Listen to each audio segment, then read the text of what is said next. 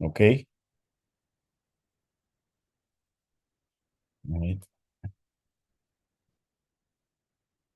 Blessed, blessed evening po sa inyo mga kapatid. Magandang gabi po sa inyo. Ako po ba ay Blessed evening, naririnig nyo? Pastor. Opo, Pastor. Blessed evening po. Blessed evening po sa inyong lahat. Blessed evening, Brother Lev. Right? Sige po, mag-start na po tayo sa ating pag-aaral. Manalangin po muna tayo.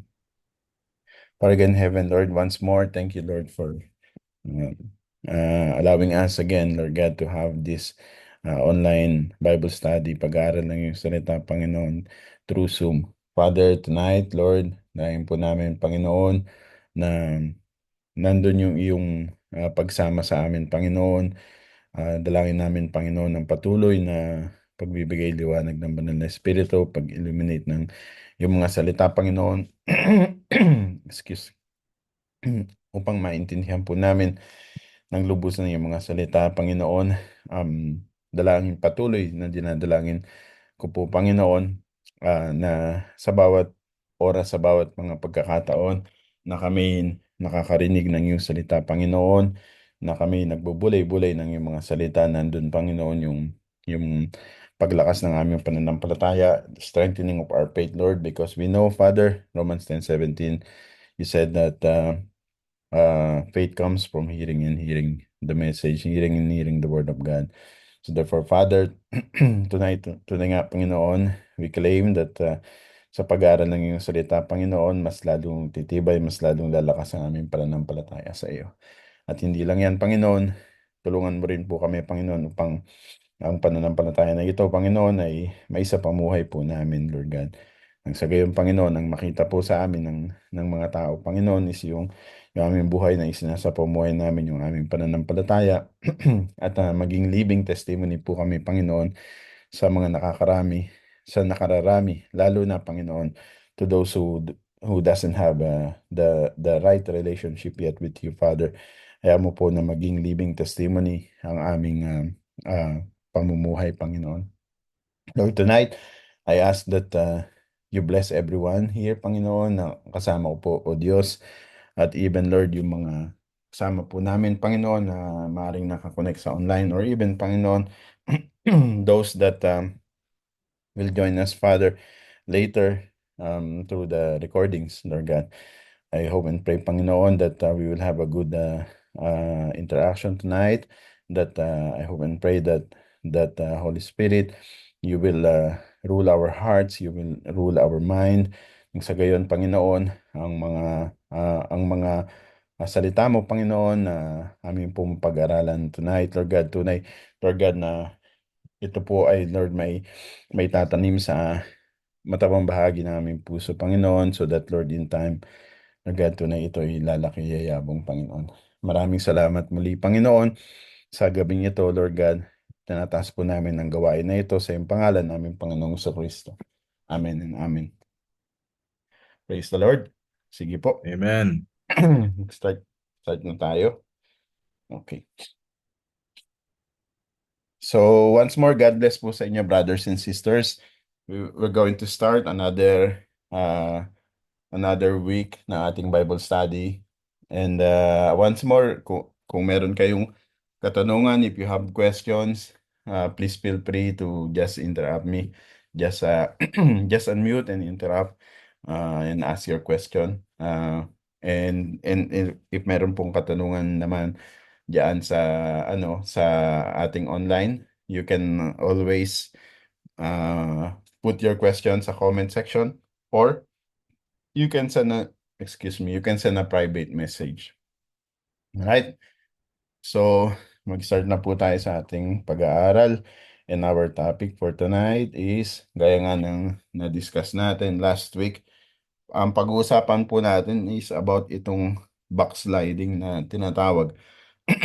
Bilang isang Kristiyano, matagal ko nang naririnig itong salita na ito, na backsliding. Nung bago pa lang ako, naging curious din ako once about dito sa word na to, because naririnig ko yan sa mga kasama naming Kristiyano way back nung ako'y bago pa lang Kristiyano, and hindi ko hindi ko nabigyan ng time para talaga linawin ano ba itong backsliding na to. However, alam ko that that time na pag sinabing backsliding is ito yung paglayo or pag-iwas. So, yan yung understanding ko noon, ano. And now, it is our goal na mabigyan linaw itong tinatawag na backsliding na ito. Lalo na sa atin, sa panambahan, sa church, or for example, kung may magtanong about backsliding, ano ba ito? Biblical ba ito or hindi ito biblical or ito ay ah, gawa-gawa lamang ng tao. So yan po yung ating bibigyan pansin sa gabing ito. So, okay, start po tayo dito. So, ito yung katanungan, no? Is the word backsliding, is it just a concept or can it, excuse me, is it just a concept or can it really be found in the Bible? When I say concept, for example, the word Trinity, for example, hindi siya wala kang makikitang word na Trinity sa Bible. However, it doesn't mean that Trinity does not exist. The Bible testifies to the existence of Trinity. So Trinity is there, no? Now, itong word na backsliding, does it exist in the Bible or kagaya ba ito ng Trinity that it does not exist in the Bible literally, or yung term na backsliding or backslide pero the words from the Bible testify about its existence. So makita natin nandiyan na sa slide, so mababasa nyo naman. Yung term na backsliding is actually biblical. Makita natin to sa Old Testament.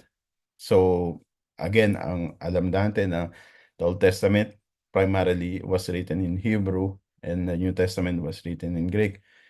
So, itong word na backsliding, in Hebrew, saglit, nakokoberan itong aking screen. Okay. So, the word backsliding in Hebrew, the word often translated as backslide or turn away, ito yung tinatawag na shub, no? Or shub in Hebrew, shub, which means to turn back or to return, no? Yan yung backslide. And merong several verses sa Old Testament na makikita natin kung saan ginamit yung word na yan. Ang isa dyan, ito, yung Hosea chapter 14 verse 4. So itong ginamit kong Bible version is the New King James Version. So makita nyo dito, malagay dyan sa Hosea 14:4 sa inyong screen. Sabi niyan, I will heal their backsliding. I will heal their backsliding. I will love them freely for my anger has turned away from him. So makita natin dito, meron pala na it exists pala itong word na backsliding. So in terms of is it biblical? Well, nasa Biblia, no, na yung word na backsliding. So I can say nandun siya yung term na backsliding. Pero tama ba yung understanding natin ng word na backsliding? And does it exist sa New Testament? Alam natin, gaya nga ng sinabi ko, that the New Testament is written in Greek, no? So hindi natin makikita ang word na backsliding sa New Testament. Makita lang natin to sa Old Testament kung saan siya ginamit. Ito nga yung Hebrew word na shub, no? Although merong mga makikita natin na concept na sa New Testament na kung saan binibigyan ng warning ang mga tao. At ang mas prominent na makikita natin is yung tinatawag na apostasy or apostasya sa Greek, no?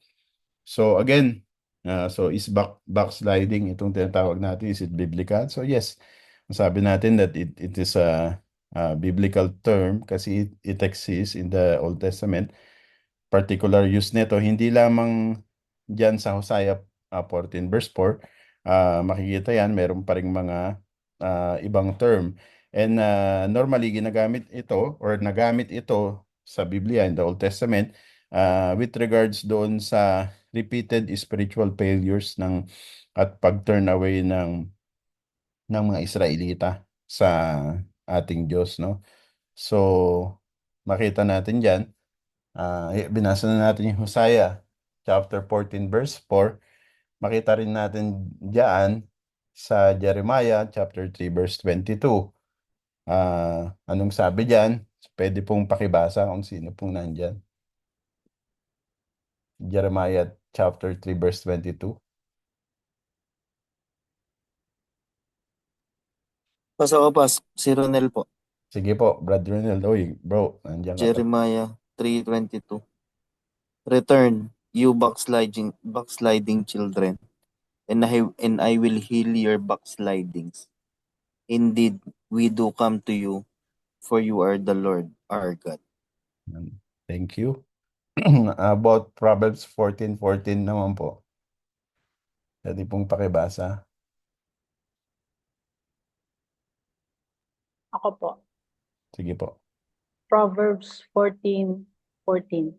The backslider in heart will be filled with his own ways, but a good man will be satisfied from above. Amen. Thank you po. Thank you po, Brother Ronel and Sister Joy. So, makita natin dito sa mga passages na binasa natin, makita natin yung existence ng word na backsliding. Kaya nga in-highlight, in-underlinean ko so that makita natin yung word na backsliding. Oh, ginamit pala no sa Hosea, sa Jeremiah and sa Proverbs. So dito sa mga passage na ito, makita natin dito ang backsliding pala is something which is a condition of the heart, no? Means someone that is that somehow was faithful to God pero nag-turn away. Kasi sabi dito ng from Hosea, no, I will heal their backsliding. I will love them freely for my anger has turned away from him. So makita natin dito, tinatawag silang muli, no? So ibig sabihin yung tao, mga Israelita, tumalikod kasi sila eh. So tinatawag silang muli ng Diyos. Ganun din sa Jeremiah chapter 3 verse 22. Sabi niyan, return you backsliding children and I will heal your backslidings. So pinababalik sila, no? Yun yung nakikita natin diyan. And sa Proverbs 14:14, tinutukoy dito yung condition ng heart ng isang backslider. Sabi diyan, the backslider in heart will be filled with his own ways. So ibig sabihin, yung backslider na ito is hindi na siya tumitingin doon sa ways ng Diyos, no? But his own ways na lang. But a good man will be satisfied from above. So, ito yung mga makita nating sample sa Old Testament about the usage of itong word na backsliding or backslider. So, ibig sabihin, andun pala, it exists, no? Yung word na backsliding. However, yun nga, gaya na sabi ko, hindi niyo po ito makikita sa New Testament. Now, does it mean that na hindi ito biblical? Of course, it is biblical. So later on, as mag-progress yung ating pag-aaral, makikita natin yung differences ng forgiveness. Ay, hindi ko ata naisama yung forgiveness, pero itatakan ko na lang din. Forgiveness, yung backsliding, and then yung apostasy. So again, kung may katanungan kayo, please just interrupt me lang po. Mag-unmute lang po kayo and ask the question. Okay? So, ngayon, itong backsliding na to, in practice or in theory or in actual, is it applicable ba to believers? Ibig sabihin, is it applicable to, for example, to you and me, sa ating mga mananampalataya? So, meron na tayong example, 'di ba? Kanina binuklat natin sa aklat ng Hosea sa Jeremiah, makita natin yung word na backsliding, no? Kaya ang example natin, one example natin from the Old Testament is Israel. The nation of Israel repeatedly backslid by turning away from God to idols and unfaithfulness. yun yung ginagawa nila, no? Makita natin yan, no? Yun yung ginagawa ng mga Israelita, no? Para silang mga bata. Alam niyo yung mga bata, away bati, ganun. Ganun yung mga Israelita, yung ginawa nila nun eh. Magbabackslide sila, magpapadala ang Lord ng judge, no? Babalik ulit sila, then afterwards, magbabackslide na naman sila. No, ganun ang ginagawa nila. And one good example ng ng backsliding is makita natin si Peter, no, si Apostle Peter, no. So makita natin si Apostle Peter sa Matthew chapter 26 verse 69 to 75. Yan, nandiyan dyan sa inyong screen, no. Medyo mahaba, ako na lang magbasa. So this is ito yung time na hinuli na ang ating Panginoong Hesus, no? So, siya ay kinuha na at nakatakda na siyang ah, i-punish or magpakasakit sa krus. Now, basahin natin Matthew 26, 69 to 75. Now Peter sat outside in the courtyard, and a servant girl came to him saying, "You also were with Jesus of Galilee." So, anong ginawa ni Peter? But he denied it before them all, saying, "I do not know what you are saying." And when he had gone out to the gateway, another girl saw him and said to those who were there, "This fellow also was with Jesus of Nazareth." But again he denied with an oath, "I do not know the man." And a little later, those who stood by came up and said to Peter, "Surely you also are one of them, for your speech betrays you."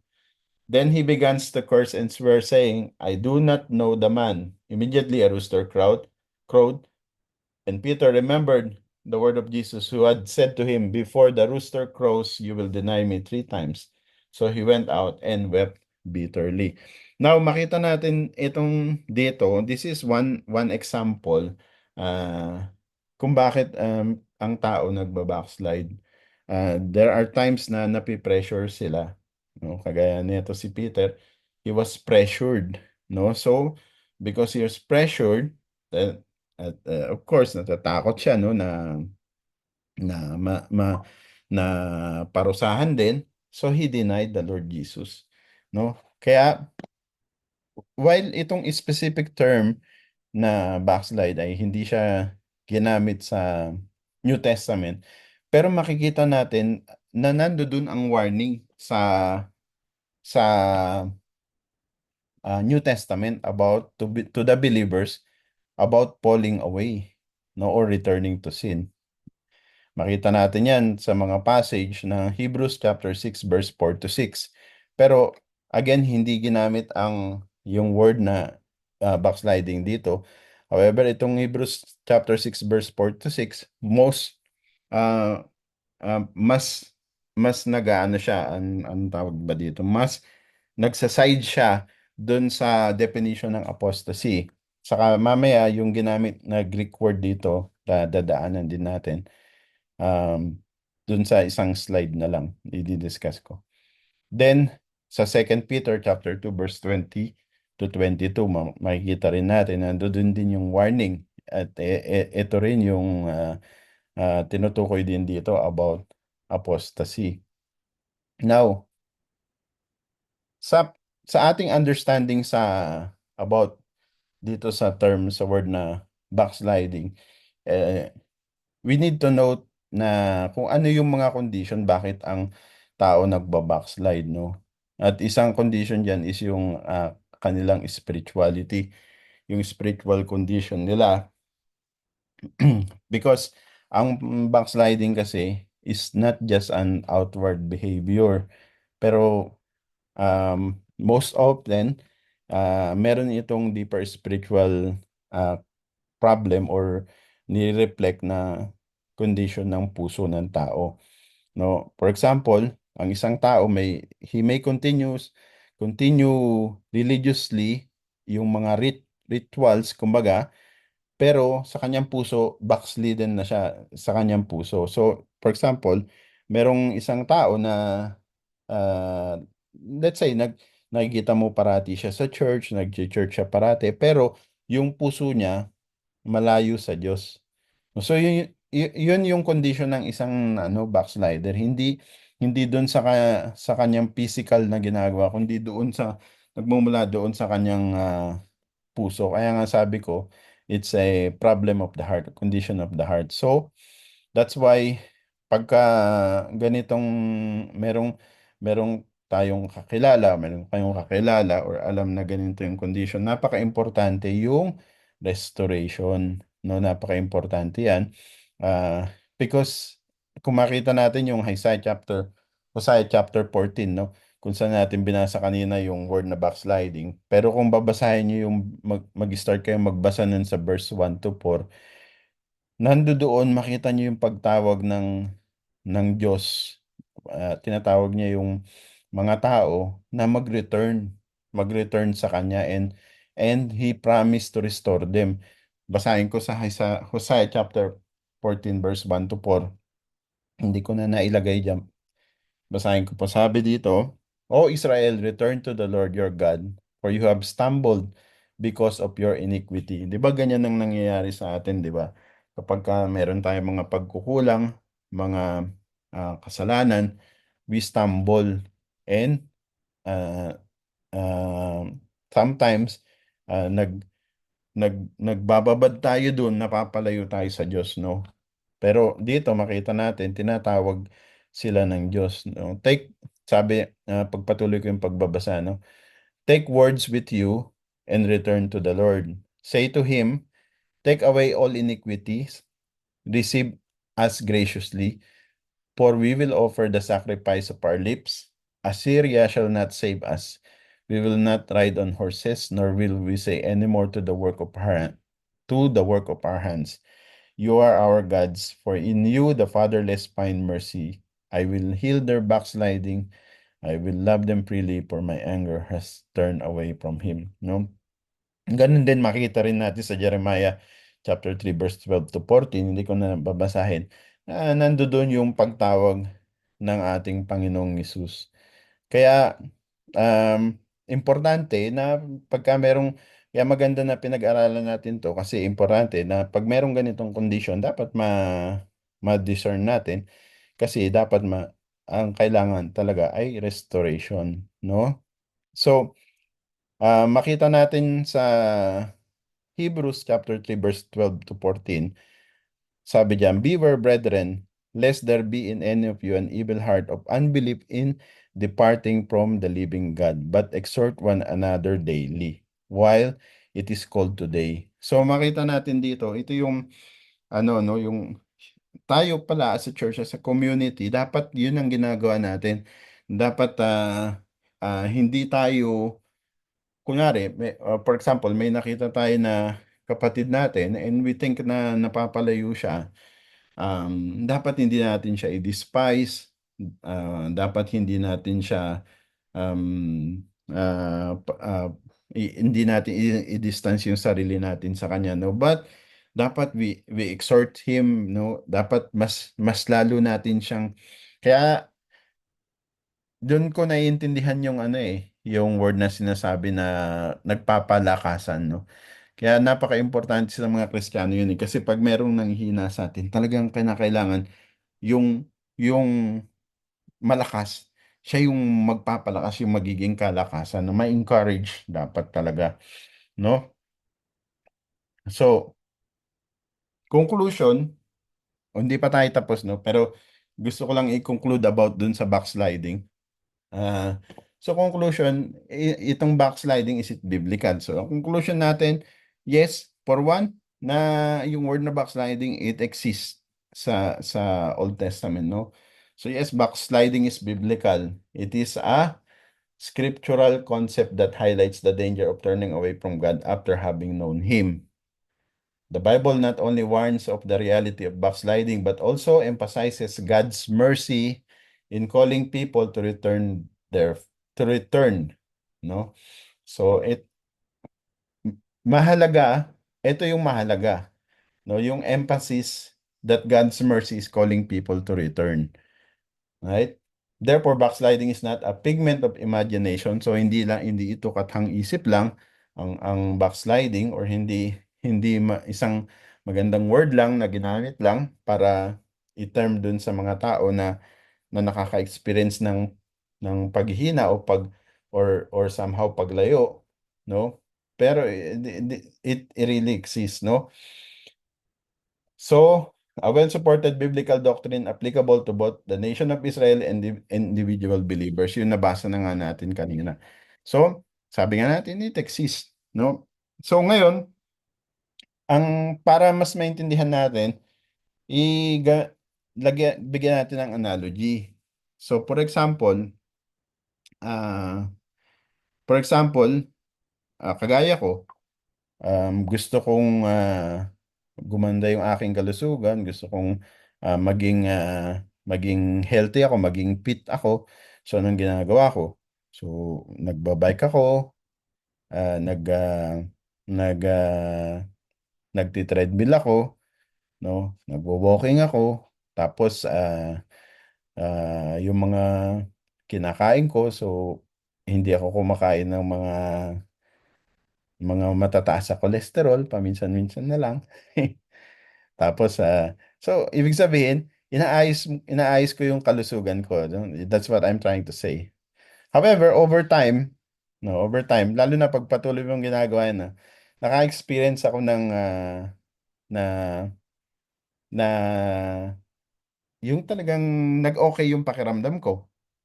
So, naging okay na ako. Masaya ako kasi okay na yung pakiramdam ko, no? Naging healthy ako. Hindi na ako mabilis mapagod. No? Nagagawa kong makakyat sa hagdan ng 5 palapag, hindi ako napapagod. No? So, ibig sabihin, naging healthy na ako. Kaya lang, kalaunan, you see yourself na unti-unti, nagsasawa ka ng magbike. Dati nagbabike ako 3 times a week. So ngayon naging 1 time na lang. Nabawasan na. So paunti-unti na yung dating ginagawa ko na yung let's say nagwo-workout ako, ngayon hindi ko na nagagawa. Tapos yung discipline ko, kinokontrol ko yung pagkain ko na konti lang yung kinakain ko. Ngayon dumadami na naman. So iyon yung sinasabi natin na nagba-backslide, no? Unti-unti kang napapalayo. Alam mo kung ano yung dapat eh. Alam mo kung ano yung kailangan mong gawin at alam mo kung ano yung gusto mong gawin. However, say for example, ako sa trabaho, dahil pagod sa trabaho, so may mga factors involved kasi. So pagod ka sa trabaho, so pagdating mo sa bahay, pag gusto mong mag-exercise, for example, gusto mong mag-bike, kaya lang pagod ka sa trabaho, so hindi mo magawa. No? So may mga factor. Tapos hanggang sa makita mo, pag patuloy na ganun ng ganun ginagawa mo, makikita mo na hanggang sa yung dating 3 weeks ka nakakapag-bike, ngayon naging once a week na lang, hanggang sa makikita mo once a month na lang. Tapos kagaya nung nangyari, nung nag-pandemic, hindi na ako nakapag-bike. Praise the Lord, paunti-unti ngayon balik na ako mag-bike. So, yun yung sinasabi natin na backslide, no? At pagka ang isang tao nagpatuloy siya sa sa ganung estado, ang ang hindi maganda dun is yung hindi na siya makabalik, yung hindi na siya ah, hindi na siya maka alam niya kung ano yung dapat niyang gawin pero hindi niya magawa dahil dun sa mga factors na involved. So yun yung I'm just trying to give an analogy para dun sa pinag-aaralan natin para mas madali natin maintindihan kung ano yung ibig natin sabihin, no? So sa ating pananampalataya ganun din, no? May mga factor kasi na involved, no, at times. Yan. And this is the question na I want na talakayin natin. So, if my salvation is assured, di ba? We know that our salvation is assured. We know that our God is an all-knowing God, is an omniscient God. Uh, he knows the beginning and He knows the end. No? Alam niya. So, that's why the moment when we really genuinely uh, accepted the Lord Jesus Christ, when we genuinely put our faith and trust in Him, we know na tayo ay naligtas. And that is instantaneous. So meaning instant yun. Sa mata ng Diyos, ligtas ka. Because He knows kung ano yung, yung yung panghinaharap saka ay yung sa kasalukuyan saka panghinaharap means yung present and future, right? So an all-knowing God, do you think that an all-knowing God would not know na niloloko mo siya, na hindi tunay yung hingi mo ng or yung pagsampalataya mo sa kanya? Of course he knows that, right? So that's why if genuine yung paghingi, yung pag put mo ng faith and trust sa ating Panginoong Hesus, then it's an instantaneous salvation. So you are saved. You have an assurance of salvation. That's what we call, no? Then, ngayon, alright, so meron tayong assurance of salvation. Then, tatanungin siguro niya, tatanungin nyo, then, Pastor, why is it possible kung assured na yung salvation ko na mag-backslide ako? Dahil sabi natin, di ba, ang backsliding is biblical. So bakit possible pa na mangyari yung ganun? Kasi may mga factors, right? May mga factors involved. Of course, lahat tayo maaring, kumbaga hindi natin pwedeng sabihin hindi tayo hindi tayo na exempted tayo sa backsliding. Kapag ka ikaw ay nag hindi ka na nagpatuloy for example, hindi ka nagpatuloy sa iyong pag-aaral, hindi ka nagpatuloy sa pag-aaral ng salita ng Diyos, hindi mo in-exercise ang faith mo, most likely, yan ang kababagsakan natin. Marami kasing factors. So, inilagay ko lang dito yung mga few factors, no? Yung human nature natin, kagaya nga na sinabi ko kanina, ang isang tao, di ba? Tignan mo na lang sa church, tingnan na lang natin sa church, sa atin na lang, sa Panambahan. 'Di ba? Ang daming kung titignan mo yung mga members list ng ating hindi pala members list, yung attendance list ng ating church. Kung titignan mo yung attendance doon, umabot na baka 1,000 na nga ata kung di ako nagkakamali ang mga tao na nag-attend sa church, no? Pero nasaan tayo? Nasa mga nagre-range lang tayo ng 40 to 50, 'di ba? So nasa na yung 950 kung 1,000 yun for the sake of easy computation, no? So nasa na yung 950. Ayun yung sinasabi natin. Marami kasing mga factors, yung human nature, yung weakness ng ating pagiging tao. No, though nando doon, we are saved, pero remember, we are still living in a fallen world, no? And nando doon pa rin yung ating sinful nature. Right? So that's why it's always a battle. Sabi nga ni Apostle Paul, 'di ba? Sabi niya, "For I know," 'di ba, last time dinaanan natin to Romans chapter 7. "For I know that in me, that is in my flesh, nothing good dwells. For to will is present with me, but how to perform what is good I do not find." Yun ang sabi ni Apostle Paul, no? Marami, nandiyan din yung temptation, 'di ba? Yan ang number one na tool ng kaaway para pabagsakin tayo, temptation. Even as a believer, hindi tayo exempted sa temptation. We are subject to the world's temptation. And sometimes, no, at times, even tayo believer na, sometimes we yield to sin. And this causes us to backslide. Mabasa po natin sa James chapter 1 verse 14 to 15. Anong sabi diyan? Sabi, "But each one is tempted when he is drawn away by his own desire and enticed." No? Yan ibig sabihin sa atin din talaga no? Yung hindi natin po pwedeng kasi sometimes sinasabi ang sinisisi parati si Satanas, no? Pero tignan din natin yung sarili natin. Meron din tayong part doon. Kasi kung naging matatag tayo, no? Well, hindi magtatagumpay si Satanas, di ba? Yan. Tapos, ano pa? Yung spiritual warfare. So itong spiritual warfare, sometimes may mga tao na ayaw nila yung masyadong spiritual. Meron namang mga tao na gustong-gusto nila yung masyadong spiritual. May mga tao na lahat ng bagay na nangyari, merong spiritual meaning.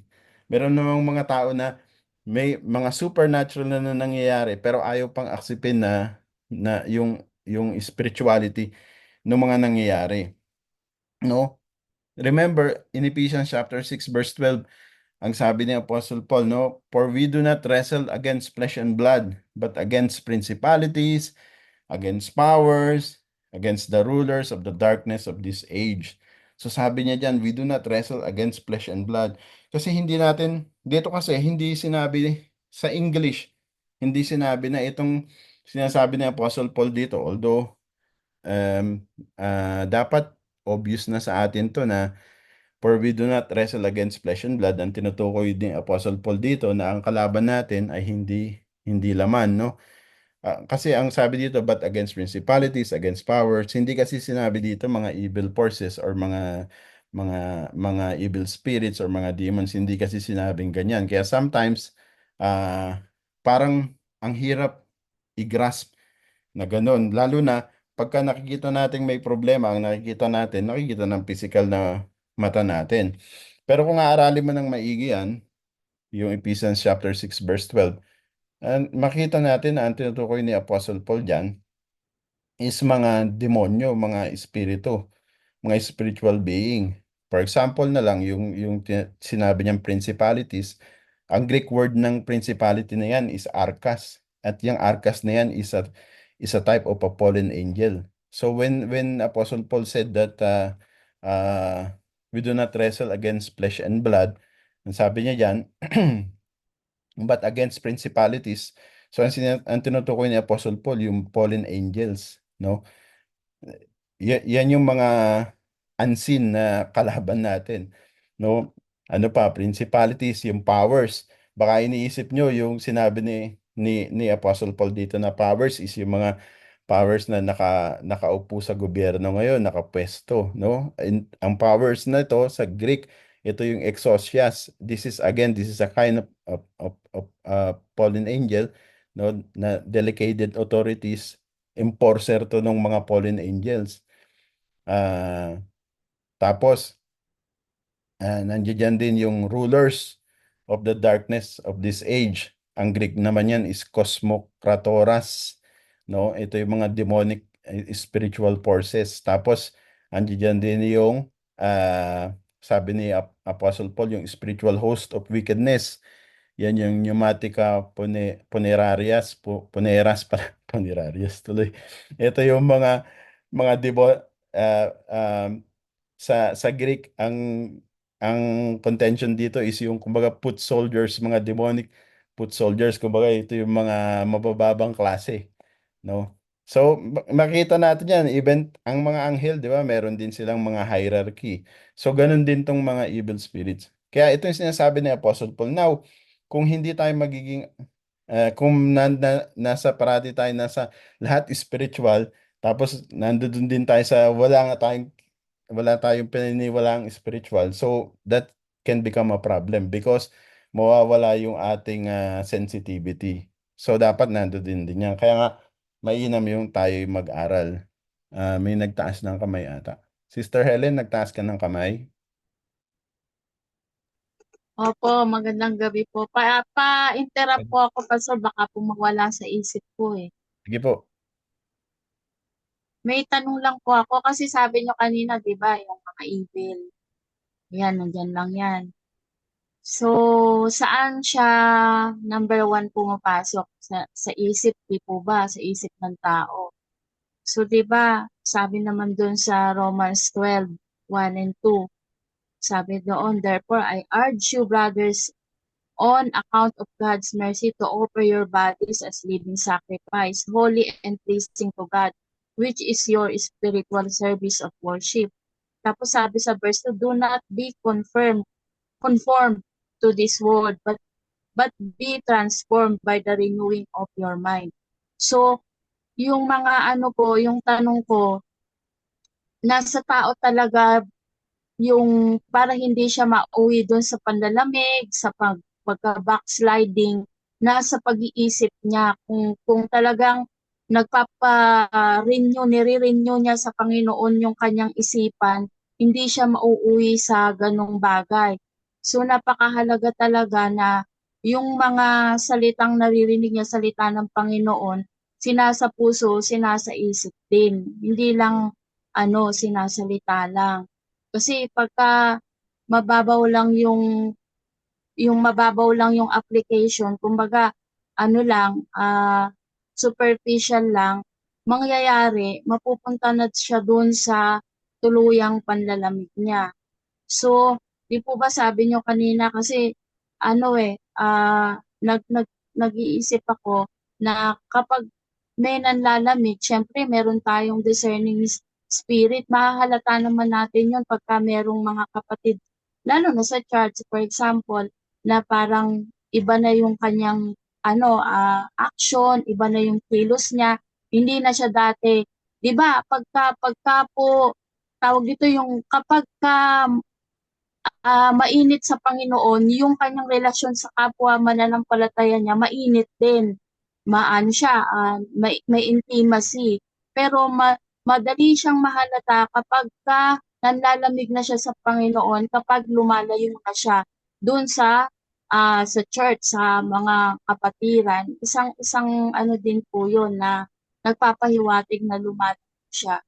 Parang nanlalamig siya sa gawain ng Panginoon. The same time, syempre, lumalayo siya. Syempre, i-deny niya na andiyan pa rin naman ako, nasa Panginoon pa rin ako. Pero yun na yung one step backward na nangyayari. Kasi lumalayo siya doon sa circle sa mga nasa loob ng church. So, ang gusto ko lang pong i-ano doon, hindi talaga dapat silang pabayaan, dapat sila kinakausap.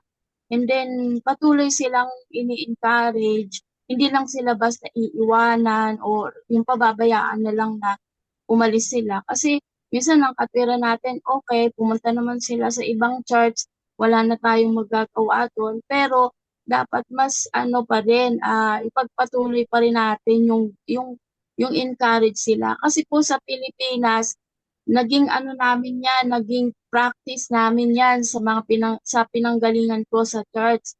Na kapag merong nanlalamig, halatado naman pag nanlalamig, umiiwas, hindi a-attend, hindi na makikipag fellowship, matik na yon, dadalawin na namin yon, bibisitahin na yon hanggang ma-restore yung kanyang pananampalataya and then ma-restore yung pakikitungo niya sa mga kapatiran. So one factor, pinakamahalaga, bisitahin siya, hindi lang magtapos doon sa nagbitiw siya, kumbaga yung nagpaalam, tapos wala na, tapos na yung relasyon nyo, hindi pa din kailangan gagawa pa rin ng action yung mga inaakala natin or nakikita natin na malakas ang pananampalataya. Dapat may action pa rin doon na anuhin pa rin, encourage pa din kahit sa tingin natin na parang nagtatapos na siya ng kanyang pakikitungo or nagpapaalam. So napakahalaga yung visitation at saka yung kakausapin pa din. Kailangan nandun yung tawag dito, di naman natin sinasabing wala tayong pagkakamali, di po ba? Kasi si Lord naman ang nakakakita. Kasi sa harap ng tao, pwede nating sabihin wala tayong mali. Pero sa harap ng Panginoon, nakikita ng Lord lahat yung laman ng puso natin. So mas maganda, kakausapin yung tao, bibisitahin, i-encourage hanggang ma-restore yung kanyang pananampalataya. Kasi maraming ganun reality lang po, no? Maraming umaalis sa church. Ang sa tingin natin, okay na sila kasi nakakita sila ng ibang church. Kumbaga, panakipbutas lang ng iba yon, pero hindi pa rin talaga sila nagkakaroon ng conversion. Kasi nandun pa rin sa kanilang espiritu yung pag-alis, na which is dapat hindi sila umalis kasi kulang din sila sa pag-encourage sa kanila. At saka, di ba nabanggit mo po kanina na kung sino yung malakas, siya yung mag-encourage. Kung sino yung sa tingin natin na mainit siya, mainit ang kanyang pananampalataya, so gawin niya yung kanyang bahagi. Kailangan ipakita niya yun para sa Panginoon naman yun, para maibalik sila. Ganun po yung punto ko. Kasi yun din po yung practice namin sa Pilipinas, na which is effective talaga yung mga tipong hindi nagpapaalam na ibabalik pa sila. Kumbaga, napapaliwanagan sila. Parang nire-restore. Kasi marami pong talagang umaalis sa church na ah nagiging ano lang nila, nagiging dahilan na lang nila, ay naka-attend naman ako sa iba, meron namang ibang church dyan. So pagka bibitiwan natin sila agad, parang mauulit lang na mauulit yon. At nangyayari nga, nauulit ang nauulit. Pag binitiwan totally, wala, nauulit lang. Kasi hindi nagagamot talaga yung puso nila. So, syempre, nandun sila sa denial, age, nila, ah, sabihin nila, okay naman ako dito, wala namang problema. Pero, sa totoo lang, may problema talaga na hindi naman na solusyonan yung puso nila. Yun po. Kaya nag-interrupt ako kasi parang nakikita ko na nagiging dahilan din para mauwi yung isang tao sa backsliding. Kasi madali silang mga tuwira na okay na ako dito, meron akong church na pinupuntahan, pero sa totoo lang, hindi naman talaga na-convert yung puso nila, hindi naman talaga na nagkaroon ng conversion. Kasi kung nagkaroon ng conversion, hindi sila aalis. Mananatili sila sa isang church na kasi ang pag-involve sa isang ministry, ang rason lang naman is pag nawala ka na sa mundong to, yun, tsaka ka pwedeng umalis. Talagang totally, physically, wala ka na. Pero hanggat nandito ka sa iisang lugar, napakalaking question nun kung aalis ka na sasabihin mo, ayos ang puso mo. Which is hindi talaga ayos yung puso. Kasi hindi yun, kung ayos ang puso niya, hindi siya aalis, hindi siya magbibigay ng kung ano-anong mga dahilan. Kaya ang pinaka-suggestion ko po, dun saan na akala nating malakas ang kanyang pananampalataya, gawin niya yung nakakabuti dun sa taong yon. Encourage pa din. Hanggat maaari nga, pinupuntahan pa. Sa amin sa Pilipinas, pinupuntahan talaga namin. Nagmimistula kaming makulit talaga. Pero unless na hindi ka pa tinataboy, gagawin mo yung part mo. Papakita mo sa kanya, alang mo sa Panginoon. Pero kapag tinaboy ka na niya, nireject ka niya, talagang pinalayas ka sa niya, sa bahay niya, sa niya, yun, pwede naman talagang umalis. Kasi syempre, siya na mismo nagtaboy sa'yo. Mm. Yun po. Opo. Na gets ko po yung ibig mong sabihin, Sister Helen. So, yung sinasabi mo kasi, Sister Helen, that is administrative. So, ibig sabihin, I agree dun sa sinasabi mo. Kaya lang, talakayan natin yan sa mga meeting ng, let's say, for example, leaders meeting with regards sa pag-follow up. Pero maganda na naipunto mo yan dito sa ating pag-aaral sa patungkol dito sa backsliding kasi it's a reminder for us. So, para sa mga succeeding meeting, maitapik natin yan. Opo, salamat. Mapagpapansin pansin. Opo. Salamat po, Sister Helen. Salamat. May nagtaas pa ng kamay kanina. Ako po, Pastor. Sige po, Brother. Pastor, ako po. Opo, sige po. Pastor, meron kasi dito sa Hebrews 10:26 to 27. Hmm. Hebrews 10:26 to 27. Ang sinasabi po rito, for if we sin willfully after we have received the knowledge of the truth, there no longer remains a sacrifice for sins. Ito lang po yung iaano ko, itong after we have received the knowledge of truth. Kasi po, yung word na backslide, yes, biblical, very biblical po yan. Sa panahon ng mga um, New Testament believers, ang meaning ng backslide napakalawak. Kasi nung araw sa Old Testament, the only reason that people were able to backslid, no? Nag-backslide ang mga tao nung araw when they turned their face away from the Lord. Kasi di po ba, ang sabi ng Panginoon na hindi ko kayo iiwanan, sasamahan ko kayo hanggang makarating kayo sa promised land. Pero yung mga tao na talagang papunta sa promised land, sumuway sa kautusan ng Panginoon. Ngayon, sa panahon natin, pinadala ang Panginoong Kristo unang-una upang um, ipahayag sa atin ang kaharian ng Diyos na Ama at turuan tayo ng patungkol sa kaharian ng Ama. So in other words, ang tinuro ng Panginoong Kristo sa atin is all about commitment. Kasi yun yung reason kung bakit ka naging disciple eh. Nagpaturo ka, tapos sa pagpaturo mo, magtuturo ka rin. Ngayon, ang backsliding is not only physically being absent from the ministry. Ang backsliding, you may be physically present, pero ang puso mo wala na sa commitment mo sa gawain ng Panginoon. And maaring nasa ano ka rin, maaring nasa gawain ka rin, pero wala ka ng spiritual discipline.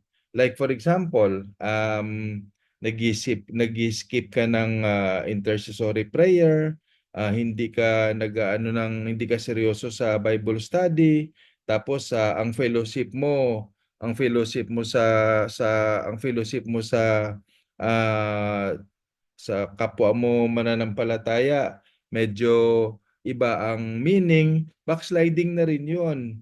And then also, ang isa pang reason kung bakit nagba-backslide tayo is yung doubts, yung may doubt ka sa faith mo, may doubt ka sa sinasamahan mong fellowship with the children of God, backsliding na rin 'yon kasi ang bakit ka ba nagba-backslide? Kasi you're turning away from your commitment. Commitment is a commitment. And the reason why you have committed, it's because it's your conviction. So, masyadong malawak ang backsliding sa New Testament church is hindi lang siya physically absent from the church. You may be present from the church, but you are mechanically exercising your religion but not your spirituality.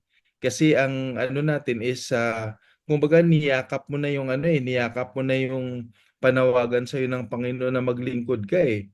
Pero andyan ka pa rin, kaya lang wala yung kumbaga hindi nakikita sa yung pagbabago ng tinatawag mo na indwelling of the Holy Spirit kasi very mechanical yung ginagawa mong pagpunta sa simbahan. Backsliding na rin po 'yun in the sense of the text backsliding kasi maaring ang commitment ng isang believer ay nasa bibig pero nasa puso wala palang commitment para lang makita doon sa church na whereas yung talagang totoong is no matter what happens committed ka. So kailangan po siguro tingnan natin ng malawakang definition yung word na backsliding, hindi lang yung sa physical kasi tawag dito, totoo maraming meron tayong tawag dito, meron tayong ngayon, may movement ngayon sa mga churches yung maraming tao nagiging followers ng pastor. Hindi talaga sila nagiging followers ng Panginoon Kristo. Lalo sa tinatawag na religious popularism. Ano yung tinatawag na religious popularism? A lot of people are into religious popularism but they are backsliders. Bakit? Because they're not committed to God, they are committed to the person dahil gustong-gusto nila yung pastor na nagpipreach sa simbahan. Maraming ganyan ngayon. Alam natin kung ano yung mga simbahan na yun dahil sikat yung pastor, dahil maraming artista doon, dahil maraming may pera doon na nag-a-attend, doon sila. But in the real sense, they are really backsliders because ang sinusunod nila is yung tinatawag na religious popularism. So, ang punto ko lang is sa ating mga mananampalataya itong sinasabi sa Hebrews 10:26, for if we sin willfully after we have received the knowledge of truth, having been evangelized, having been discipled, having been fed with the words of God, when when we turn ourselves away from the knowledge of truth, there no longer remains a sacrifice for sins, and that means that we are playing with the truth which God has given unto us.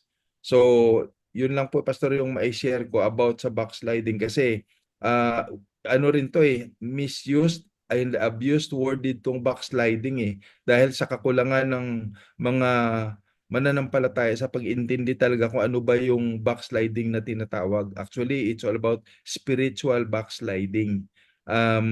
Nakasanayan lang kasi natawagin ng tao na backsliding, pero in the real sense, it's all about spiritual backsliding, and spiritual backsliding is turning away from your commitment to God which you have done during your water baptism, during your baptism of the Holy Spirit. Yan lang po, Pastor. Hmm. Sige po. Thank you po sa inyo, Sister Helen and Brad Leo. So, yes, tama I agree, no, kagaya nga ng sinabi natin kanina, ang backsliding is not physical, pero it's a condition of the heart, yung backsliding. And balik tayo dito sa ating pinag-uusapan. I think nandito na tayo. So, ang gusto kong ipunto rito sa backsliding versus apostasy, kasi yung apostasy, yan yung talagang pagtalikod, no?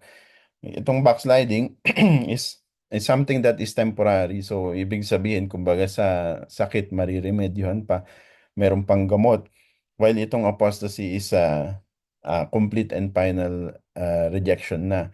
Yung backsliding na kagaya nga ng binasa natin sa Jeremiah chapter 3 verse 22, nandun pa rin yung pagtawag, return you backsliding children, sabi ng Panginoon, no? Tapos ah ah, makita rin natin yung Luke chapter 15 verse 11 to 32, yung example ng prodigal son. Nandoon pa rin yung pagtawag. Pero yung apostasy, ito yung pagtalikod na talaga. Ito yung kagaya ng binasa rin ng kinote din ni Brad Layo kanina sa Hebrews, ah, sa 10:26-27. For if we sin willfully after we have received the knowledge of the truth, there no longer remains the sacrifice of sin. Ganun din sa sinabi sa Hebrews 6:4-6. For it is impossible for those who were once enlightened, if they fall away, to renew them again to repentance. So actually, ang sinasabi dito, for it is impossible. Ang sinasabi dito, imposible. Kung makikita natin yung mga previous verses, no, ang sinasabi doon na na ah ah, na para pa tayong basahin na lang natin. Basahin ko yung Bible verse.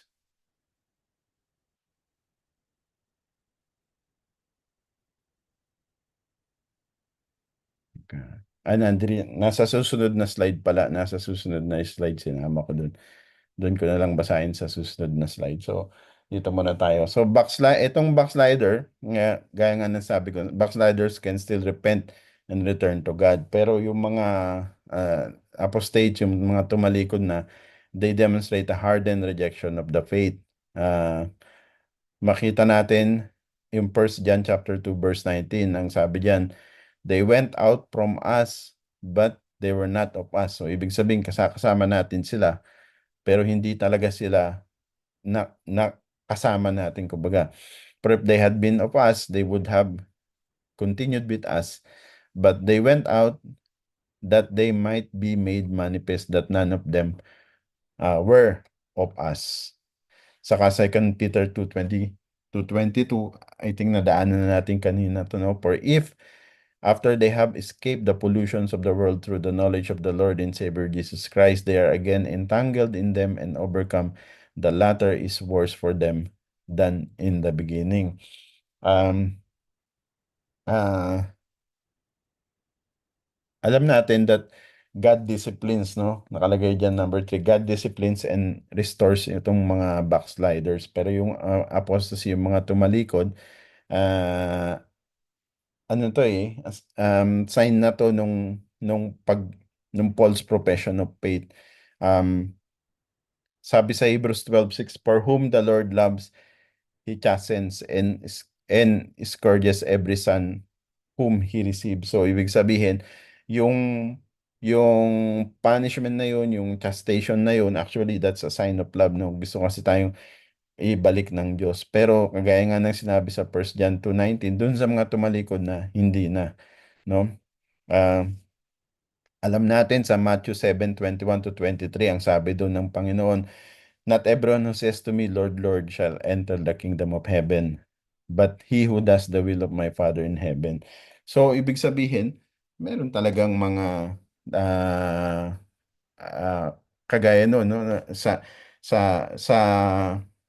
physical, ang pinapakita nila is um, same like someone who has faith in the Lord Jesus Christ, pero sa kanilang puso hindi. Kaya nasabi ng Panginoong Jesus, not everyone who says to me, Lord, Lord, shall enter the kingdom of heaven. Ito. Ito yung importante. Restoration and renewal in Christ. No? So, returning to the path of righteousness. Kasi, uh, one thing na pag-aralan natin, malaman natin yung backsliding. But, wala namang value yun kung malaman natin kung ano yung backsliding eh. Kung hindi natin alam kung ano yung gagawin natin. Once na malaman na natin kung ano yung backsliding at ma-discern natin kung meron ba, kung even tayo ba ay nakakaranas tayo ng ng feeling ng pagbabackslide, or meron tayong kilala na nakikita natin na para bang nababackslide sila, or feeling natin na papunta sila doon. So, it's one thing na malaman natin ito, pero ang importante, malaman natin kung ano yung gagawin natin pag nalaman na natin na meron pala tayong kapatid or tayo mismo ay nandoon na sa ganong sitwasyon, no?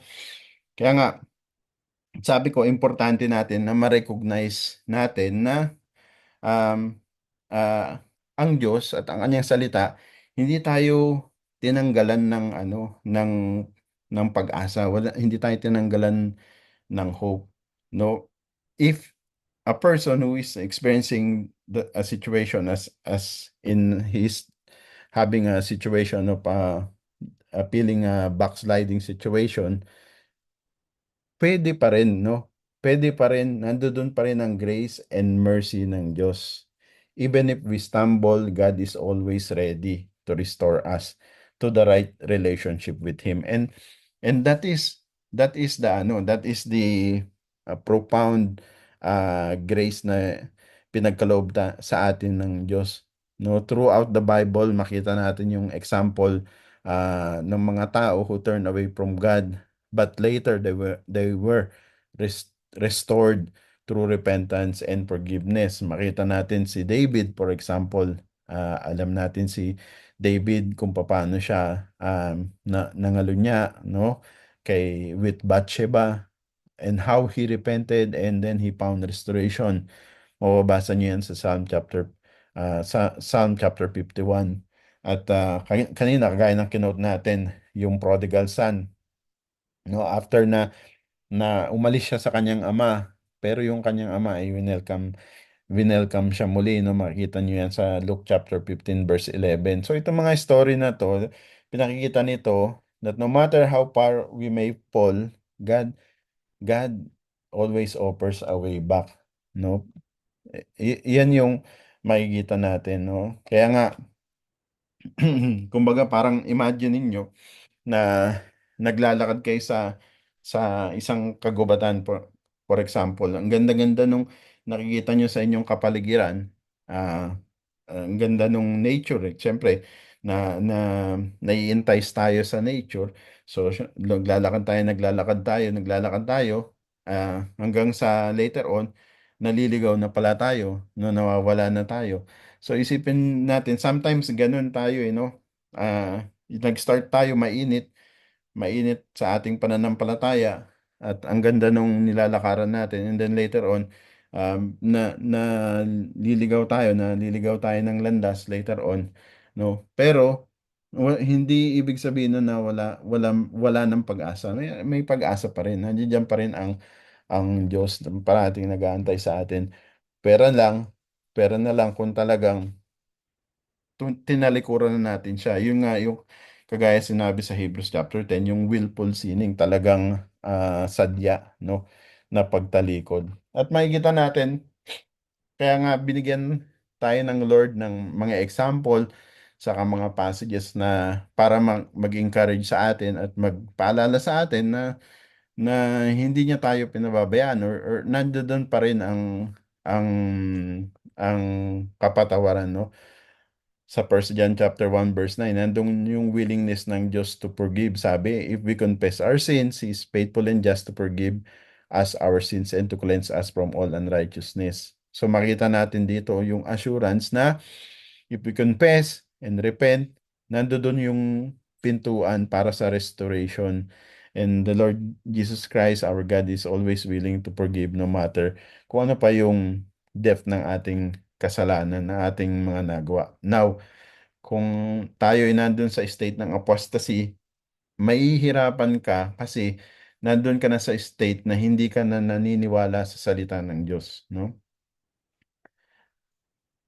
Um, Nabasa na natin kanina, nasabi ko na yung example ng prodigal son, no, na mababasa natin sa Luke chapter 15 verse 11 to 32, how kung paanong masakit yun para sa ama na tinalikuran niya yung kanyang, ay tama, na, sa ama na tumalikod yung anak niya sa kanya, no, squander yung kanyang kayamanan, but yet andyan pa rin siya willing to accept.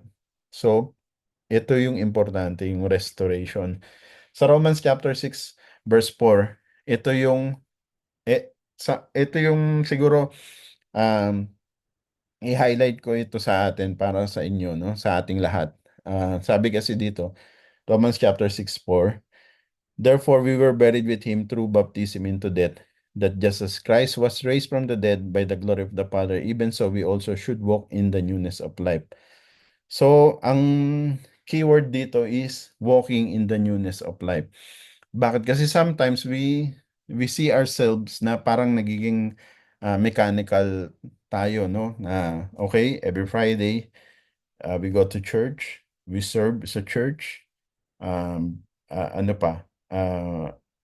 Yes, nag-attend tayo ng Bible study, pero yung walking in the newness of life, ibig sabihin, yung bang naririnig natin sa mensahe pag Friday, sinasapamuhay ba natin yung bang ating mga pinag-aaralan pag Bible study, sinasapamuhay ba natin, ginagawa ba natin pag tayo nagpe-pray, yung bang ating pinagpe-pray talaga bang pinananampalatayanan natin or baka nagiging ano lang tayo, nagwo-walk lang tayo in the newness of life during the time of prayer, no? So, napakahalaga na for example, sa isang tao na nagkasala, mahalaga na humingi ng tawad. Yes, mahalaga 'yun, no? Pero mawawalan ng saysay yung pagpapatawad na 'yun kung hindi niya yung kanyang pagbabago hindi niya talagang lalakaran or isa sa pamuhay, no? Because pagka tayo pinatawad ng Diyos, I believe God gives us yung fresh start, no? So makakapagsimula tayong na maguli. So kailangan we need to walk in the newness of life. And ito isa pang napaka-importante yung kanina na in-emphasize natin saka sinigundahan din ni Mr. Helen, accountability and community. Sa Galatians chapter 6 verse 1 to 2 basahin ko. Sabi po dito, brethren, if a man is overtaken in any trespass, you who are spiritual, restore such a one in a spirit of gentleness, considering yourself less, you also be tempted. Bear one another's burden and so fulfill the law of Christ. So ito yun ito yung role natin as a church na essentially ito dapat yung ginagawa natin, helping others to stay on track. So pag may nakikita tayo na naliligaw, responsibility natin na tulungan sila, nagabayan sila, naakayin sila. Kaya tama yung insight nyo kanina na pag may nakikita tayong mga kapatiran, wag natin silang wag tayong mag-give up sa kanila, no? So, dito natin makikita yung sa Galatians chapter 6 verse 1 to 2. Ito yung ating ah kumbaga ating role as a church, no? So, kahit ano pa man, no matter ganong kalayo pa man tayo maging lumayo, mag-stray, no? Remember that God is always ready to restore us, no? Sabi nga, 'di ba? His love never fails, no? The love of God never fails. They are new every morning. His grace is always available for us. If we turn back to Him, we can be confident that ang Diyos, He will guide us back onto the path of righteousness upang tayo makapamuhay uli in the fullness of grace of our God. Amen po. So, yan po yung importante. Yes, we know about backsliding, but what to do? Ano yung kailangan natin gawin once we know about this? Ito yung tatlo. 1, 2, 3. Repentance, accountability, and commitment to new life. So kung tayo yun, mahalaga yung repentance, no? Na kapatawaran upang tayo makabalik. Accountability, ito yung tayo, yung word na ginagamit ko parati, we are brothers keepers or sisters keepers, no? So we have to keep our brothers or we have to keep our sisters. Then yung ating commitment sa new life, ito yung sasapamuhay talaga natin yung ating pananampalataya. So yan yung mga kailangan nating gawin para masolusyonan yung problema about sa backsliding. Praise the Lord. Meron pa po ba kayong question or insights? Meron po ba kayong hindi malinaw dun sa mga tinalakay natin kanina na gusto nyong linawin? Pastor, last na lang po. Sige po. Sige po.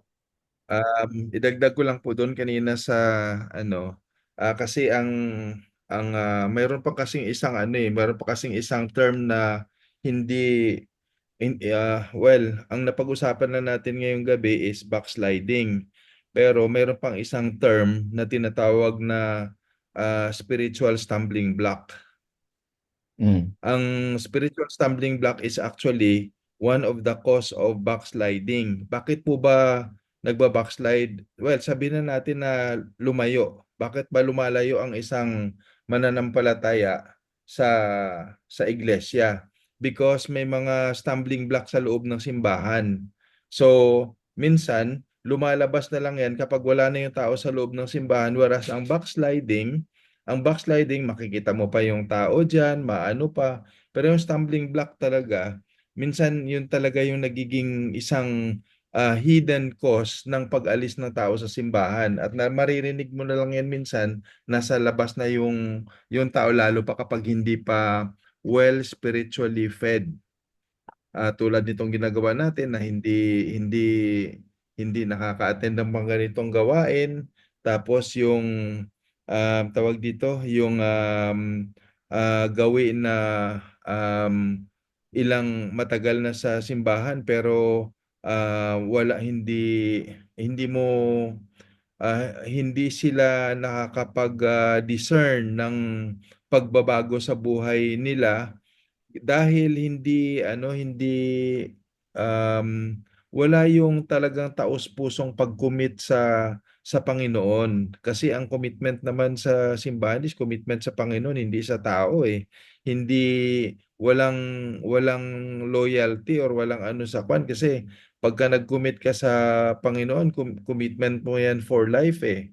Pero mayroong mga cases na kaya nag-backslide yung tao na talagang hindi na bumalik no? Dahil may mga stumbling block sa loob ng simbahan.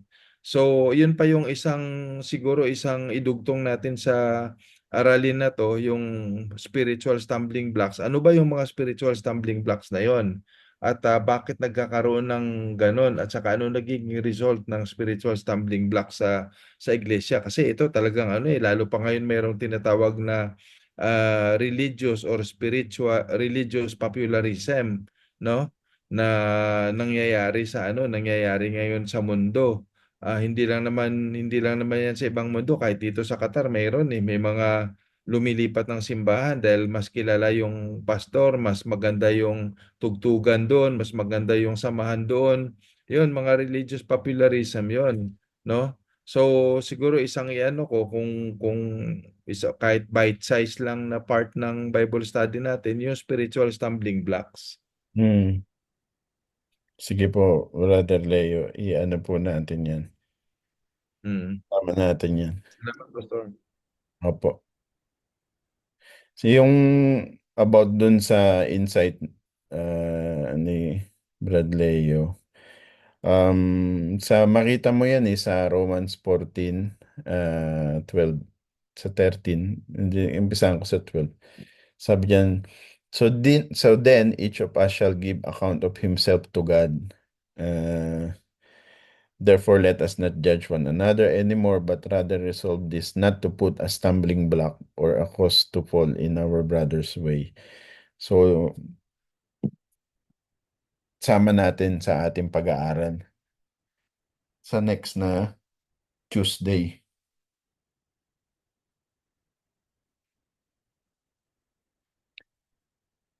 Praise the Lord. Amen. Yun pa po, meron pa pong katanungan. So, ayun no.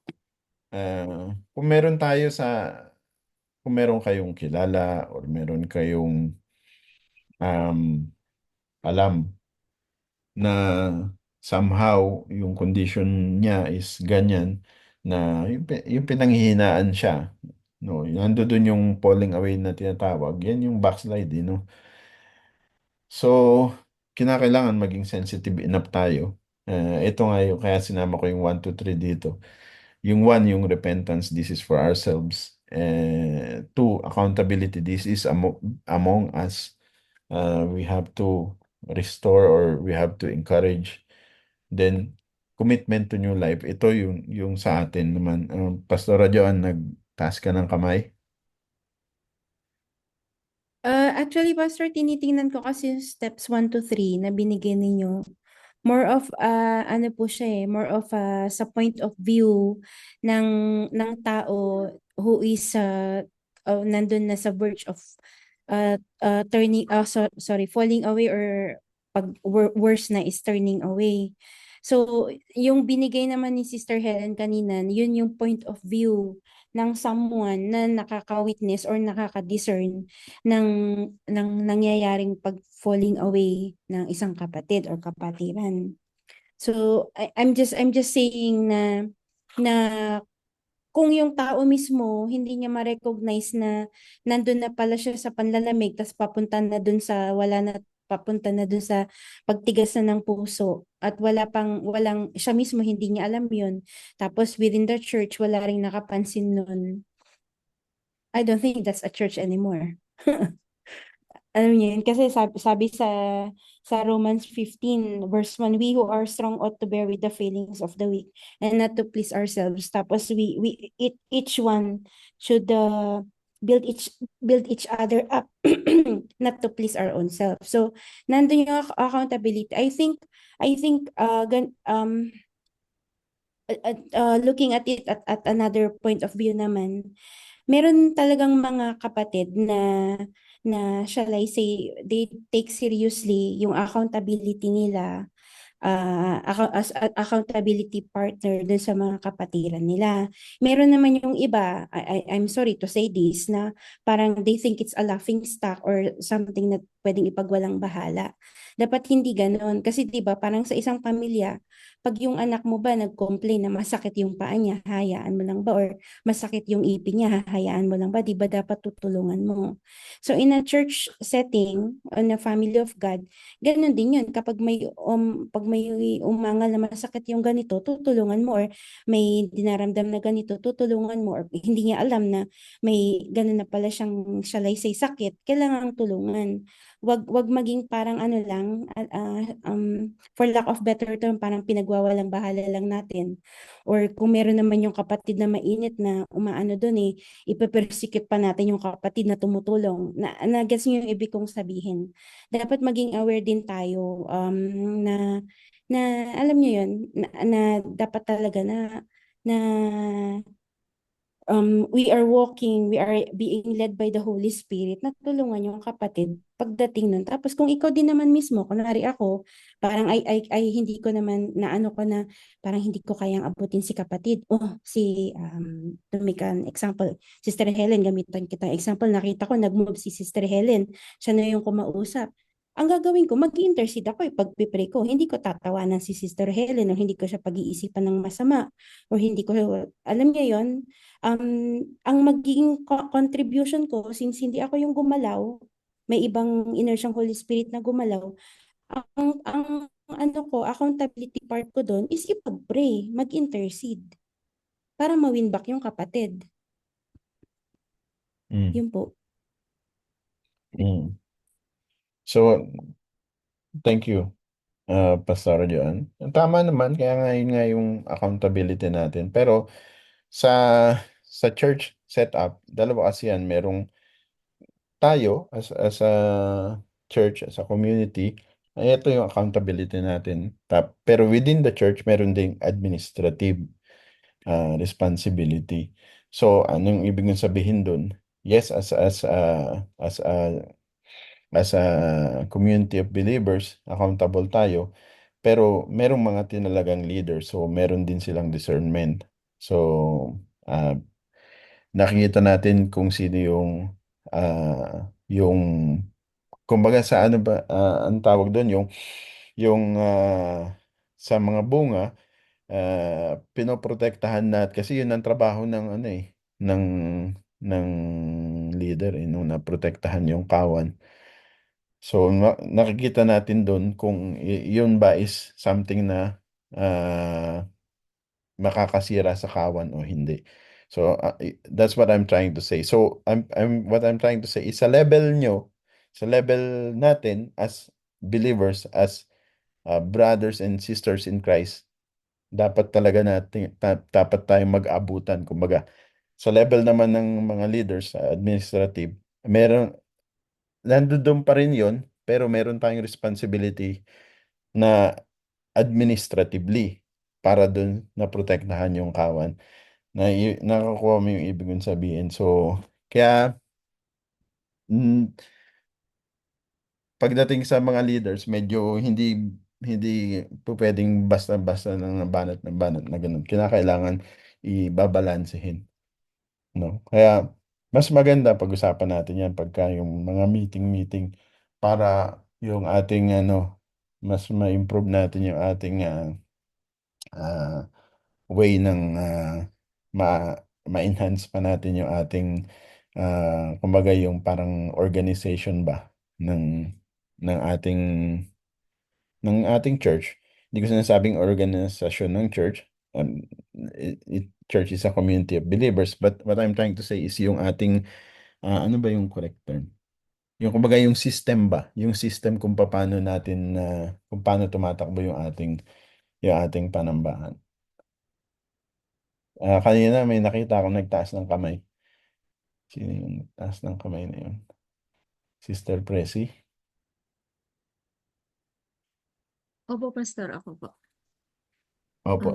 Kwan lang, magbibigay lang, ay, ingay yung aso namin. Bibigyan lang din ako ng insight kasi sa observation ko lang din po at saka sa experience ko din, isang factor pa kasi na nagkukos sa mga mananampalataya sa pagbabackslide is yung mga kapwa din mananampalataya din minsan sa loob ng church. Kasi minsan kasi hindi din nagiging aware ang karamihan sa kung ano yung nagiging mga pagtrato or nagiging reaksyon nila sa mga kapwa believer.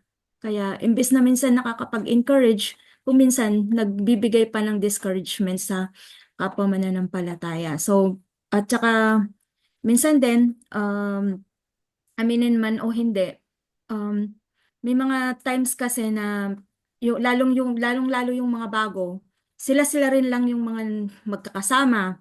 So kapag meron silang problema, walang nagpapalakas sa kanila. Sila-sila rin lang yung mga magkakasama. Tapos yung mga matatagal na rin sa loob ng church, sila-sila rin lang yung magkakasama. So minsan, kaya hindi na, kung baga is, kung mayroon na pong nanlalamig, hindi na kaagad na susolusyonan, minsan hindi na nabibigyan ng aksyon. Kaya maganda rin yung kon natin noon na patungkol nga sa cell group.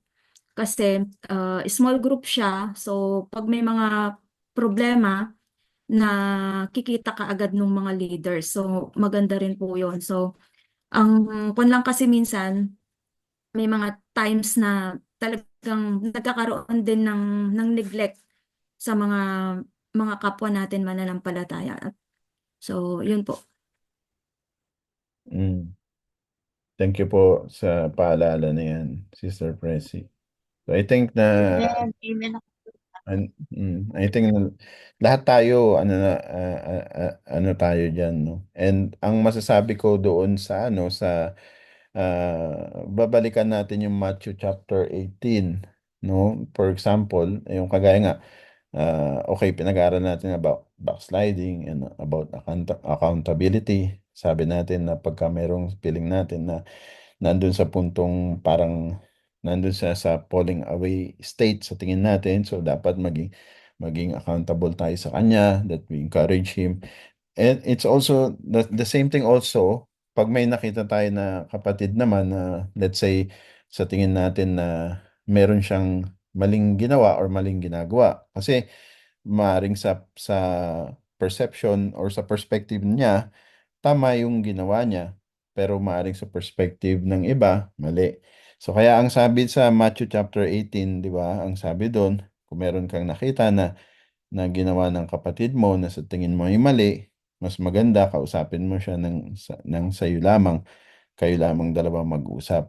So pag nakinig siya sa'yo, you would have won him over. Ibig sabihin, yan yung, anong tawag dun? Yan yung way para ng restoration, kumbaga. No? So it doesn't mean naman, for example, for example, nakita niya meron akong ginawang mali, it doesn't mean naman na pagka pinagsabihan niyo ako, iti-take ko yun na as negative. Kasi we are brothers and sisters in Christ. Dapat iti-take ko yun as open, constructive, hindi dapat negative. No? Kasi kung negative ko iti-treat yun, then tama ka. Meron kang nakikita, merong mali talaga ako sa akin.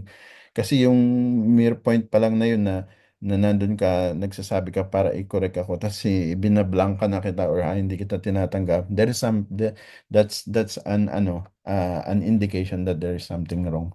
Pastora Joanne, nag-message ka? Ay, nag-message. Taas ka ng kamay. Message ba isipin ng mga kapatid nag-usap tayo separate. Hindi po, actually yan May yung message gusto kong yan yung gusto kong tumbukin kanina, yung Matthew 18:15 to 18. Praise God at nailabas niyo po. And just for the record ha, yung sinabi ko po kanina, it's not meant to malign or to point out something or anything. Ang inaano ko lang dito, yung accountability natin for each other. Hmm. Yan. Oo, pero hindi. Yan, I mean, kung, okay, di ba, sino sa inyo mga nagsalita na? Si Brad Leo, si Sister Helen, si Sister Pressy, ikaw. I mean, kung meron man sa inyo nagsabi, tapos sa tingin nyo that is something that is hurtful to you, kapag tinake mo yun as negative or tinake mo yun as offensive, then ask yourself, for sure there is really something with you. Right? Because nandito tayo sa sa punto ng pag-aaral, pinag-aaralan natin ang salita ng Diyos, and ang gusto nating mangyari is lumago tayo. And then, ito ikaw, may narinig ka, hindi mo nagustuhan, sumama ang loob mo. I'm sure, 100% sure, meron kang problema. Oh, that's what I'm trying to say. So, what I'm just trying to say is, okay na nagsasabi ka ng ganun, na pasensya kung merong blah, blah, blah. But I don't think na ganun tayo. Kaya nga, nandiyan kayo eh. I'm sure kaya kayo nandiyan, nakikinig, nag-aaral tayo, kasi gusto nating pare-parehong lumago.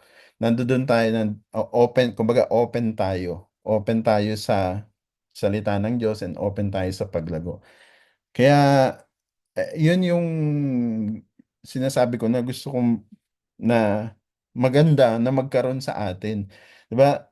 Ano yung passage sa Old Testament yun, that ang sabi doon, how good and pleasing it is for brethren come together. Nakalimutan ko lang kasi yung passage. Alam mo yung Pastor John. 133 man. 'Di ba? Na dapat ganun tayo, open tayo sa isa't isa, na pag meron criticism sa isa, wag natin i-take as negative. Ikaw naman, wag din naman offensive. Kumbaga, constructive. Sama-sama tayong lalago pagka ganun. Ba? Kasi sometimes, ang nangyayari sa atin, pag may nakita tayong hindi maganda, you will just keep quiet. Hindi tayo magsasalita. Tapos yung isa naman, hindi niya malalaman kasi sa perspective niya, it's okay. Wala siyang ginagawang mali. So, yun yung sinasabi natin, we need to be brothers keepers. Kailangan natin magpaalalahanan, mag-encourage, mag-usap tayo, kumbaga. No? For example, kung ako may ginagawa akong mali, sabihan niyo ako. Hindi ako magagalit. No? Kung ako'y magagalit dahil pinagsasabihan niyo ako, then that means ako meron talagang problema sa akin. Yan. Sister Helen, yes po. Yun po, salamat po Pastora, salamat po sa inyong lahat. Dagdag ko lang po Opo. yung dyan sa sinasabi nyo. Kasi lahat naman tayo, tawag dito, in progress, lahat tayo, na lahat tayo tinuturuan pa rin ng Panginoon, ng salita ng Diyos. Wala pa namang perfect sa ating lahat. Kahit nga madalas tayong nagbabasa ng Bible, nagkakamali pa rin, nakakapag-isip pa rin ng masama. So, ang ano ko lang po is, wag lang tayong masyadong advice lang. Wag lang tayong masyadong defensive. Kailangan, yun nga tama yung sinabi nyo. Kailangan marunong din tayong tumanggap ng mga nagtuturo sa atin, nagsasalita sa atin kung ano yung pananaw niya tungkol dun sa salita ng Panginoon, sa mga nangyayari. Kailangan tinatanggap natin lahat yun. Kasi patungo na tayo sa perfection, di ba? Inaayos lahat ng bahagi ng puso natin, ng isipan natin, inaayos ng Panginoon. So, tanggap lang, ang pinakaano po kasi tanggapin natin ang tanggapin ng salita ng Panginoon, whether you like it or not, whether nakakasakit ba to o hindi. Kasi yun naman ang Hebrews sa 4:12, sinabi naman ng Lord yun na ang salita niya is sharp, talagang papasok sa mga kasukasuan at talagang matalim ang salita ng Panginoon. So, ganun, lahat naman tayo, including myself, na kailangan kong tanggapin pag kinokorek ako at nire-rebuke ako dahil yun ang kalooban ng Panginoon. Yun yung nakikita ng Lord sa puso ko, sa isip ko. So, maiwasan din natin yung nag-defensive tayo sa sarili natin. Tanggapin natin, so ipag-pray din natin sarili natin, dahil alam naman din natin lahat tayo nagkukulang sa kapwa natin mananampalataya, kapatiran natin, hindi naman lahat nagagawa natin yung mga task natin sa kanila, task natin sa Panginoon. Kasi limitado yung kakayahan natin. Si Lord lang yung may siya lang yung limitless. So mas maganda maghari pa din sa atin yung yung humility, yung pagtanggap. Kasi lahat tayo, yun yung gusto nating marating, yung mag-grow tayo in love, mag-grow tayo sa faith, mag-grow tayo isa't isa, bear another burdens, yung dapat maramdaman din natin at patugunan din natin yung mga burdens ng iba, Di po ba naglilingkod tayo sa Panginoon through tao din? Paano natin pinapakita yung paglilingkod natin? Sa pamamagitan din ng tao sa paligid natin. Yun naman po, di po ba? Kaya yun lang yung dadagdag ko na ano tayo, harapin natin kung ano yung tanggapin, harapin, yung may alam natin sa sarili natin yun eh, na meron din tayong pagkakamali, meron din tayong pagkukulang. So magpatuwid tayo sa Panginoon, magpadisiplina rin tayo sa mga sarili natin, sundin din natin yung, kung di ba, ang mga leaders po, di ba, alam naman natin yan, 2 Timothy, na ang salita ng Panginoon, nagko-correct sa ating buhay, nire-rebuke yung buhay natin. Siyempre, including tayo doon, kasama tayo doon as a leader. Lahat tayo. So, magiging epektibo yung ating ginagawa kung tayo mismo ay nagpa-follow din. Yun po yung gusto ko, yung overall na gusto kong itumbok na aaminin din natin sa sarili natin na meron tayong pagkakamali kasi hindi naman aalis ang isang tao. Sabi nga po ng isang pastor, kailan lang napakinggan ko, lumalago ang church ngayon, maraming dumadaming church ngayon talaga. Sa totoo lang, hindi lang dito sa Qatar, sa lahat ng lugar, sa Pilipinas, kahit saan. Hindi dahil na-convert sila, kundi dahil lumago sila, dahil maraming lumipat sa church nila, kaya lumago. Dumami yung bilang. Ibig sabihin, may problema talaga sa loob ng church. So, hindi lang sa atin po yun nangyayari, sa lahat, panglahatan na yun. Malaking problema yun. Kaya maging tayo dun, maging aware lang tayo. Yun po. Salamat po. God bless. Salamat po, Sister Helen. Salamat po sa inyong lahat, mga kapatid. God bless you all. 10 pasado, pasado 10:15 na. So, hanggang dito na lang muna tayo. And, teka, ipakita ko muna yung aking mukha at i-stop share ko to para makita nyo ang aking pagmumukha. Ayan. Baka isipin nila AI ka. Oo nga. So, ayan. Hindi po ako AI, ako po ay tunay na tao. So, ayan. Dahil 10:15, 10:17 na, so hanggang dito lang po muna tayo. Maraming salamat po sa inyo. Maraming salamat po sa mga insights, sa mga I-on nyo naman yung mga video po, ninyo para mga nakikita namin sharing po kayo. natin. Napakahalaga po talaga ng communication. Maganda na nagkakaroon tayo ng ganitong komunikasyon, no? Una sa Bible study.